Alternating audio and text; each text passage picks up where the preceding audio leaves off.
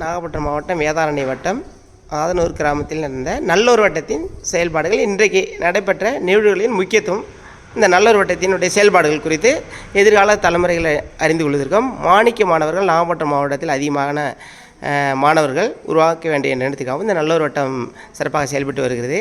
அந்த வகையில் இன்று நடைபெற்ற 17/5/2026 அன்று காலை 10 மணி முதல் நடைபெற்று வருகிறது. இந்த அமைப்பினுடைய செயல்பாடுகள் பற்றி நீங்கள் சொல்லுங்கள். மகிழ்ச்சி.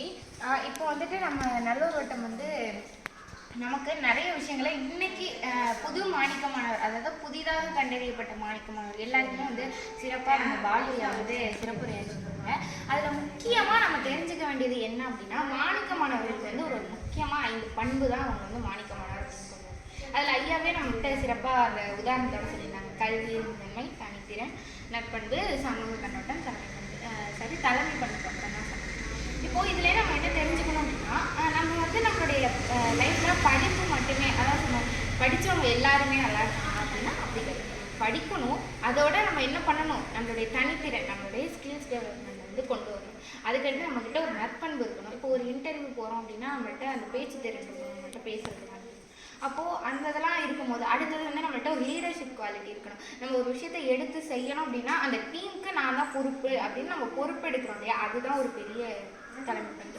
இந்த மாதிரி லீடர்ஷிப். அடுத்து சமூக கண்ணோட்டம். நம்ம சமூகத்துக்காக நம்ம மட்டுமே அப்படின்னு செல்ஃபிஷாக இல்லாமல் நம்ம சமூகத்துக்கு நம்ம என்ன அடுத்தது பண்ணணும் அப்படின்னு நம்ம படிக்கிறோம், நம்ம அம்மா அப்பா கூட இருக்கோம், அதை தாண்டி நம்மளுடைய ஊர், நம்மளுடைய வீடு, நம்ம பக்கத்து வீடு, நம்மளுடைய சமூகத்துக்காக நம்ம என்ன பணியாற்றுறோம்.